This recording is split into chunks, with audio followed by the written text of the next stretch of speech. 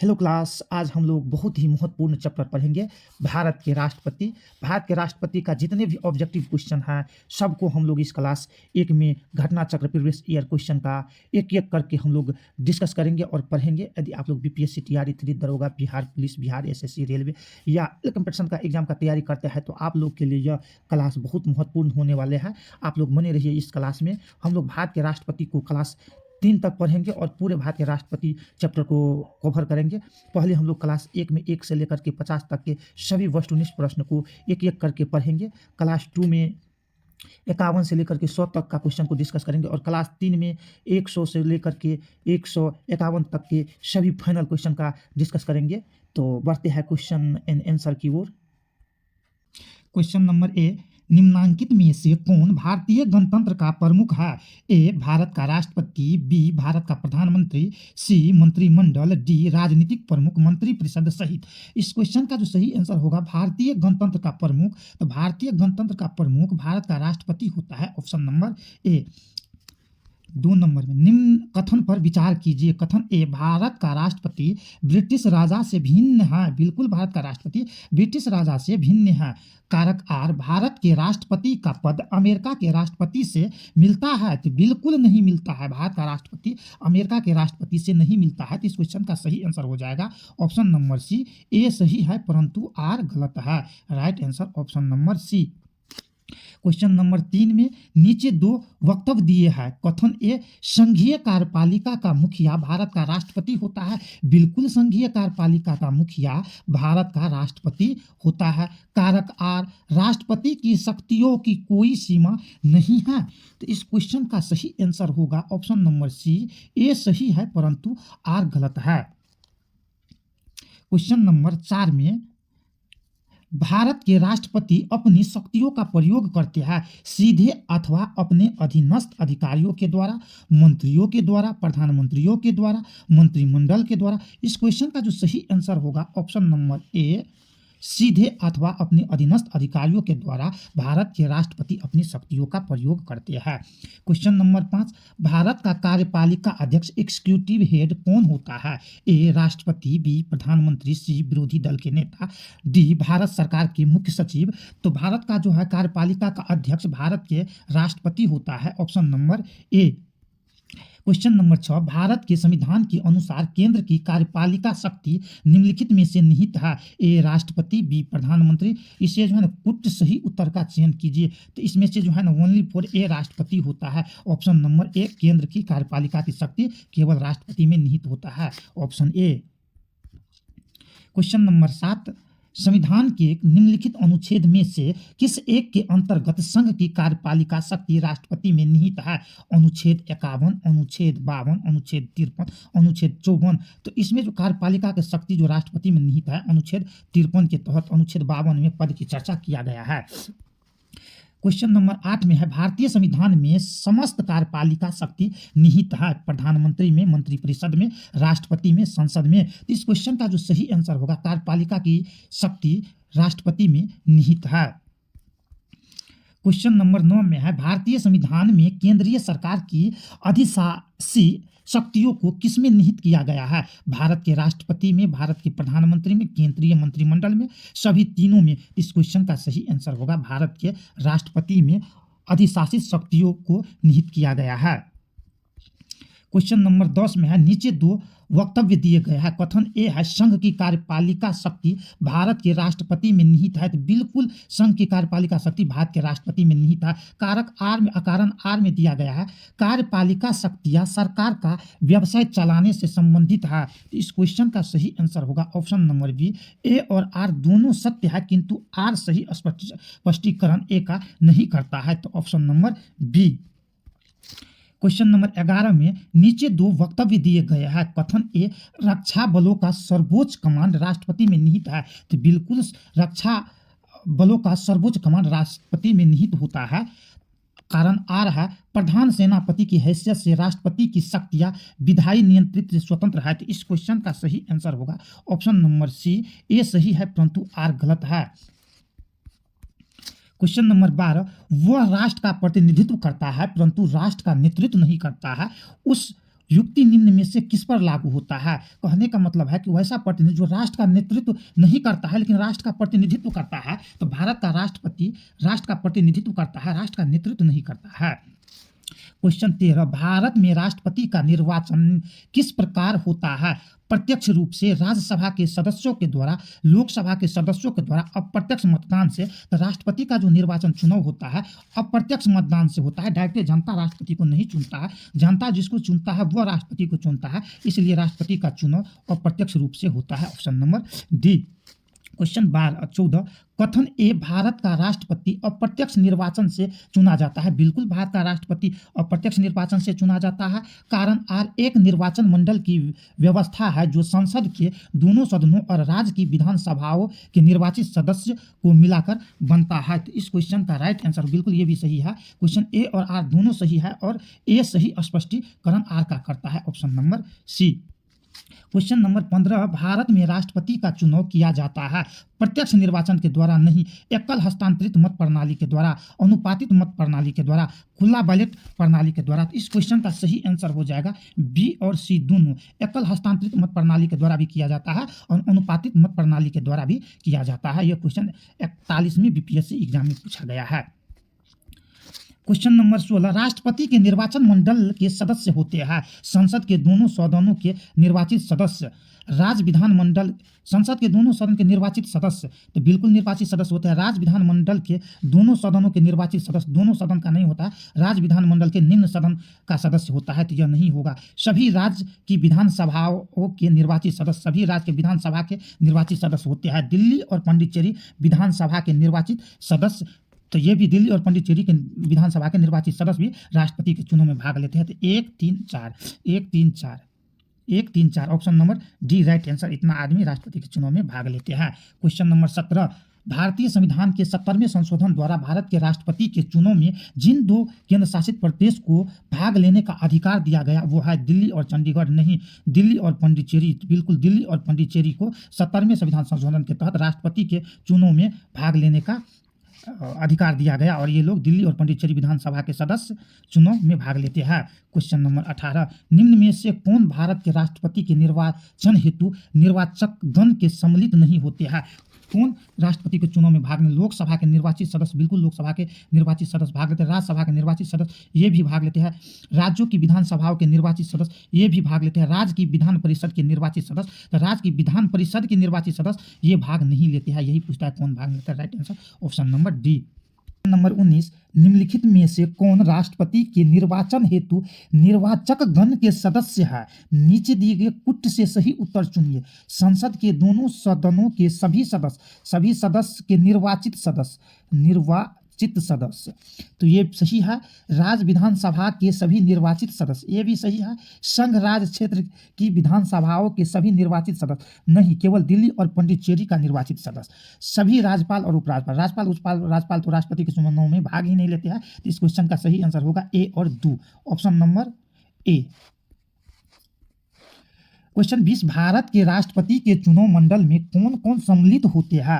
राज्यसभा के सभी निर्वाचित सदस्य, बिल्कुल। लोकसभा के सभी निर्वाचित सदस्य, ये भी बिल्कुल। राज्य विधानसभा के सभी सदस्य, राज्य विधानसभा के सभी सदस्य ने निर्वाचित सदस्य, संसद के दोनों सदनों के सभी निर्वाचित सदस्य एवं राज्य विधानसभा के सभी निर्वाचित सदस्य। तो संसद के दोनों, तो ये और ये ऑलरेडी आ गया, तो इसका राइट आंसर होगा ऑप्शन नंबर डी। संसद के दोनों सदन के निर्वाचित सदस्य एवं राज्य विधानसभा के निर्वाचित सदस्य। तो right answer option number D. Question number 21, Bharat में राष्ट्रपति के चुनाव के लिए चुनाव मंडल के सदस्य होते हैं। लोकसभा के चुने हुए सदस्य बिल्कुल होते हैं। राज्यसभा के चुने हुए सदस्य बिल्कुल होते हैं। राज्य विधान सभा के चुने हुए सदस्य ये भी होते हैं। राज्य विधान परिषद के चुने हुए सदस्य, विधान परिषद का चुने हुए सदस्य राष्ट्रपति के चुनाव में भाग नहीं लेते हैं। तो इसका सही आंसर हो जाएगा option number C, 1 2 3 3। Question number 22 में भारत के राष्ट्रपति चुने जाते हैं केवल राज्यसभा सदस्यों के द्वारा नहीं, केवल लोकसभा के सदस्य के द्वारा नहीं, केवल राज्य के विधानसभाओं और लोकसभा के सदस्य के द्वारा नहीं, राज्यसभा, लोकसभा और राज्य की विधानसभा के निर्वाचित सदस्य के द्वारा। तो बिल्कुल इसी के द्वारा राष्ट्रपति का चुनाव किया जाता है। क्वेश्चन नंबर 23, भारत का राष्ट्रपति चुना जाता है लोकसभा के द्वारा, राज्यसभा के द्वारा, संसद सदस्य के द्वारा, संसद एवं राज्य विधानसभा के निर्वाचित सदस्य के द्वारा। इस क्वेश्चन का सही आंसर होगा option number D. Question number 24, निम्नलिखित में से कौन राष्ट्रपति के चुनाव प्रकरण के लिए सही नहीं है? कौन राष्ट्रपति के चुनाव प्रकरण के लिए सही नहीं है? ए नंबर, पदस्थ राष्ट्रपति की प्रावधि से पूर्व उत्तराधिकारी का चुनाव आवश्यक होना चाहिए, बिल्कुल ये सही है। राष्ट्रपति अपना पदभार ग्रहण करने की तिथि से 5 वर्ष तक पद पर रहेंगे, ये भी बिल्कुल सही है। राष्ट्रपति का उत्तराधिकारी आने तक कार्यकाल की समाप्ति पर भी वह पद पर बना रहेगा, ये भी बिल्कुल सही है। निर्वाचक मंडल के अपूर्ण होने के आधार पर राष्ट्रपति का चुनाव स्थगित किया जाएगा, स्थगित नहीं किया जाएगा, तो इसका नहीं है, तो यही नहीं है, तो right answer option number D. Question number 25, Bharat के राष्ट्रपति के उम्मीदवार के प्रस्ताव का अनुसमर्थन किया जाना चाहिए कम से कम 10 निर्वाचकों के द्वारा, 20 निर्वाचकों के द्वारा, 5 निर्वाचकों के द्वारा, 15 निर्वाचकों के द्वारा। इस क्वेश्चन में एरर है, कम से कम 50 अनुमोदक और 50 प्रस्तावक होना चाहिए। राष्ट्रपति के उम्मीदवार प्रस्तावक का अनुसमर्थन किया जाने के लिए कम से कम 50 को अनुमोदक होना चाहिए, तो इसमें एरर है, इसको 50 बना देंगे, तो right answer option number B. Question number 26, निम्न कथन पर विचार कीजिए। भारत के राष्ट्रपति चुनाव के निर्वाचक मंडल में ए नंबर में विधानसभा के निर्वाचित सदस्य के मत का मूल्य बराबर राज्य की जनसंख्या बटे राज्य की विधानसभा में निर्वाचित सदस्यों की संख्या गुने 1000 की जनसंख्या। बी नंबर में है एक निर्वाचित संसद के सदस्य के मत का मूल्य बराबर सभी निर्वाचित विधानसभा सदस्य के मत का कुल मान बटे निर्वाचित संसद सदस्यों की कुल संख्या। तो इस क्वेश्चन का राइट आंसर होगा ऑप्शन नंबर बी, केवल 2। क्वेश्चन नंबर 27, भारत के राष्ट्रपति के निर्वाचन के संदर्भ में निम्नलिखित कथनों पर विचार कीजिए। ए नंबर, प्रत्येक एमएलए के वोट का मूल्य अलग अलग राज्य में अलग अलग होता है, बिल्कुल सही बात है। लोकसभा के सदस्यों के वोट का मूल्य राज्यसभा के सदस्यों के वोट के मूल्य से अधिक होता है, बिल्कुल गलत बात है। इस क्वेश्चन का सही आंसर होगा केवल एक, option number A. Question number 28, राष्ट्रपति के निर्वाचन में राज्य का मुख्यमंत्री मतदान करने के लिए पात्र नहीं होते हैं। राष्ट्रपति राज्य का मुख्यमंत्री पात्र किस स्थिति में नहीं होगा? वह स्वयं प्रत्याशी होता है तो होगा, उस हो सकता है उसे राज्य विधानमंडल के निचले सदन में अपना बहुमत सिद्ध करना हो, इससे कोई मतलब नहीं है, फिर भी होगा। वह राज्य विधानमंडल के उच्च सदन का सदस्य हो, उच्च सदन का सदस्य राज्य विधानमंडल का हो जाएगा, तो राष्ट्रपति के चुनाव में भाग नहीं लेगा, चाहे वो स्वयं का ही नहीं उम्मीदवार हो। इस क्वेश्चन का right answer option number C होगा। इसमें देख लेते हैं, वह राज्य विधानमंडल के निम्न सदन का सदस्य हो, निम्न सदन का सदस्य तो राष्ट्रपति के चुनाव में भाग लेता है, राज्य विधानमंडल के उच्च सदन का सदस्य नहीं भाग लेता है, तो इसका सही answer option number C. Question number 29, Bharat के राष्ट्रपति के चुनाव में राज्य की विधानसभा के प्रत्येक निर्वाचित सदस्य के वोट की संख्या उस राज्य की जनसंख्या को विधानसभा की कुल निर्वाचित सदस्य संख्या द्वारा विभाजित कर प्राप्त भागफल की 1000 से गुणकों के बराबर होता है। वर्तमान स्थिति 1997 यानी 1997 में यह क्वेश्चन पूछा गया है। में जनसंख्या से तात्पर्य किस वर्ष की जनसंख्या द्वारा यथा अभिनिश्चित जनसंख्या से किया गया है। 1997 में यह क्वेश्चन पूछा गया है और कह रहा है किस वर्ष के जनगणना से लिया गया है, तो यह 1971 के जनगणना के अनुसार इस स्थिति को कायम किया गया है। Right answer option number C. Question number 30, राष्ट्रपति के उम्मीदवार के लिए क्या आवश्यक नहीं है? क्या आवश्यक नहीं है? आयु 35 वर्ष हो, बिल्कुल आवश्यक है। पढ़ा लिखा न हो, यही आवश्यक नहीं है, तो right answer option number B. सांसद चुने जाने की योग्यता रखता हो, यानी लोकसभा सदस्य चुने जाने की योग्यता रखता हो, देश का नागरिक हो, बिल्कुल ये भी है, तो ये आवश्यक पढ़ा लिखा हो, ऐसा इस बात का चर्चा नहीं किया गया है। क्वेश्चन नंबर 31, भारतीय राष्ट्रपति के विषय में निम्नलिखित कथनों पर विचार कीजिए। उसे भारत का जन्मा नागरिक होना चाहिए, भारत में जन्मा नहीं लेकिन भारत का नागरिक होना चाहिए, तो ये तो नहीं होगा। उसे 35 वर्ष की उम्र पूरी कर लेना चाहिए, ये बिल्कुल होगा, क्योंकि 35 वर्ष से कम की उम्र वाले व्यक्ति राष्ट्रपति का चुनाव नहीं लड़ सकता है। उसे संसद का सदस्य निर्वाचित होने की योग्यता रखनी चाहिए, संसद नहीं, संसद में निम्न सदन लोकसभा का रखना चाहिए, तो ये भी नहीं होगा, तो इसका right answer option number B हो जाएगा, सही है केवल 2, option number B. Question number 32, एक सांसद अथवा विधानसभा का सदस्य राष्ट्रपति निर्वाचित हो सकता है, परंतु चुनाव लड़ने से पूर्व उसे अपना सदस्यता से त्याग पत्र देना चाहिए, ऐसा कोई जरूरी नहीं है। अपने निर्वाचित से 6 माह के अंदर अपनी सदस्यता छोड़नी चाहिए, ये भी कोई जरूरी नहीं है। निर्वाचित होने के तुरंत उपरांत अपनी सदस्यता छोड़ना चाहिए, बिल्कुल जब वो राष्ट्रपति बन जाएगा तो अपना पिछला पद उसे ऑटोमेटिक स्वतः हट जाएगा, तो right answer option number C.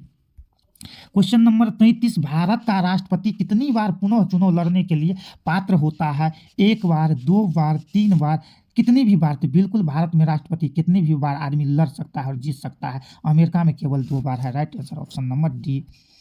Question number 34, भारतीय संविधान का कौन सा अनुच्छेद राष्ट्रपति के पद के लिए पुनः निर्वाचन की योग्यता निर्धारित करता है? ऑप्शन नंबर 52 राष्ट्रपति का पद, ऑप्शन 54 अनुच्छेद 55, अनुच्छेद 57। तो अनुच्छेद 57 जो है पुनः निर्वाचित होने की योग्यता निर्धारित करता है। क्वेश्चन नंबर 35, अगर भारत के राष्ट्रपति के चुनाव में कोई विवाद हो तो उस विवाद को सौंपा जा सकता है भारत के महाधिवक्ता को, संसद को, भारत के सर्वोच्च न्यायालय को, इनमें से कोई नहीं। तो इसका सही आंसर हो जाएगा भारत के सर्वोच्च न्यायालय को। अगर राष्ट्रपति के चुनाव में कोई विवाद हो तो यह जो है ना भारत के सर्वोच्च न्यायालय को इस विवाद को सौंपा जाता है। क्वेश्चन नंबर 36, राष्ट्रपति 5 वर्ष तक अपने पद पर रहता है अपने निर्वाचन की तारीख से, संसद द्वारा निर्धारित तिथि से, अपने पद ग्रहण के दिन से। तो बिल्कुल अपने पद ग्रहण के दिन से 5 वर्ष तक राष्ट्रपति अपने पद को धारण करता है। क्वेश्चन नंबर 37, भारत के राष्ट्रपति अपना त्याग पत्र किसको संबोधित करके देता है? लोकसभा के स्पीकर को, उपराष्ट्रपति को, प्रधानमंत्री को, सर्वोच्च न्यायालय के मुख्य न्यायाधीश को। तो राष्ट्रपति अपना त्याग पत्र उपराष्ट्रपति को देता है। क्वेश्चन 38, भारत का राष्ट्रपति अपना त्याग पत्र किसको सौंपता है? लोकसभा अध्यक्ष, भारत के उपराष्ट्रपति। तो बिल्कुल भारत के उपराष्ट्रपति को अपना त्याग पत्र सौंपता है। क्वेश्चन नंबर 39, भारत के राष्ट्रपति को उसके पद से हटाया जा सकता है भारत के प्रधानमंत्री के द्वारा, लोकसभा के द्वारा, भारत के मुख्य न्यायाधीश के द्वारा, संसद के द्वारा। तो संसद के द्वारा राष्ट्रपति को महाभियोग लगा करके हटाया जा सकता है। क्वेश्चन नंबर 40, भारतीय संविधान के किस अनुच्छेद के तहत राष्ट्रपति पर महाभियोग लगाया जा सकता है? अनुच्छेद 356 राष्ट्रपति शासन, अनुच्छेद 75 के द्वारा, अनुच्छेद 76 महान्यवादी, अनुच्छेद 61 के द्वारा राष्ट्रपति को महाभियोग की प्रक्रिया से हटाया जा सकता है।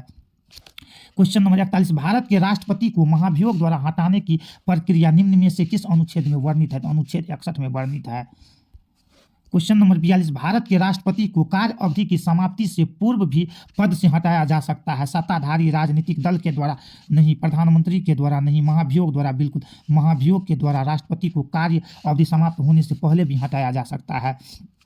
क्वेश्चन नंबर 43, राष्ट्रपति पर महाभियोग का आरोप संसद के किन सदन द्वारा लगाया जा सकता है? लोकसभा के द्वारा, राज्यसभा के द्वारा, संसद के किसी भी सदन के द्वारा। तो बिल्कुल संसद के किसी भी सदन के द्वारा आरोप लगाया जा सकता है, महाभियोग का प्रक्रिया स्टार्ट किया जा सकता है। क्वेश्चन नंबर 44, भारतीय संविधान के निम्नलिखित अनुच्छेद में से कौन सा भारतीय राष्ट्रपति के महाभियोग से संबंधित है? अनुच्छेद 39, अनुच्छेद 60, अनुच्छेद 61। राइट आंसर अनुच्छेद 61 राष्ट्रपति के महाभियोग से संबंधित है। क्वेश्चन नंबर 45, निम्न में से भारत के राष्ट्रपति पर महाभियोग लगाने का अधिकार किसे है? संसद के दोनों सदनों को, लोकसभा को, राज्यसभा को, लोकसभा के स्पीकर को। तो संसद के दोनों सदनों को महाभियोग लगाने का अधिकार है। क्वेश्चन नंबर 46, संविधान के उल्लंघन के आधार पर राष्ट्रपति के विरुद्ध किसके द्वारा महाभियोग लगाया जा सकता है? भारत के मुख्य न्यायाधीश के द्वारा, भारत के उपराष्ट्रपति के द्वारा, लोकसभा के अध्यक्ष के द्वारा, संसद के दोनों सदन के द्वारा। तो संसद के दोनों सदन के द्वारा राष्ट्रपति पर महाभियोग लगाया जा सकता है। क्वेश्चन नंबर 47, भारत के राष्ट्रपति पर महाभियोग चलाने के लिए कम से कम कितने दिन पूर्व की सूचना आवश्यक है? 7 दिन, 14 दिन, 21 दिन, 30 दिन। तो 14 दिन पूर्व जो है ना कम से कम सूचना देना पड़ता है कि राष्ट्रपति पर महाभियोग चलाया जाएगा। क्वेश्चन नंबर 48, निम्नलिखित में से कौन सा भारत के राष्ट्रपति के निर्वाचक गण का तो भाग है परंतु उसके महाभियोग अधिकरण का भाग नहीं है? लोकसभा, राज्यसभा, राज्य की विधान परिषद, राज्य की विधानसभा। तो राज्य की विधानसभा जो है चुनाव में तो भाग लेते हैं लेकिन महाभियोग में भाग नहीं लेते हैं। तो इसका सही आंसर होगा ऑप्शन नंबर ए डी। राज्य विधान परिषद तो चुनाव में भाग ही नहीं लेता है। तो इसका सही answer option number D. Question number 49, Bharat के राष्ट्रपति के महाभियोग की प्रक्रिया है अर्ध न्यायिक प्रक्रिया, कार्यपालिका प्रक्रिया, न्यायिक प्रक्रिया, विधायी प्रक्रिया। तो महाभियोग जो है अर्ध न्यायिक प्रक्रिया है। Right answer option number A. Question number 50, इस सेशन का अंतिम क्वेश्चन, राष्ट्रपति का रिक्त स्थान भर लिया जाना चाहिए 90 दिन में, 6 माह में, 9 माह में, 1 वर्ष में। तो राष्ट्रपति का रिक्त जो है ना पद 6 माह के अंदर भर लिया जाना चाहिए। तो हम इस सेशन को यहीं ख़त्म करते हैं। आज 50 राष्ट्रपति से संबंधित 50 क्वेश्चन स्टार्ट किया है, ख़त्म किया है। अगला वीडियो में 150 से 100 तक ख़त्म करेंगे और उसके तीसरा वीडियो में 100 से लेकर के 151 तक ख़त्म करके राष्ट्रपति को समस्त क्वेश्चन को ख़त्म कर देंगे। तो तब तक पार्ट 2 का इंतज़ार कीजिए। जय हिंद।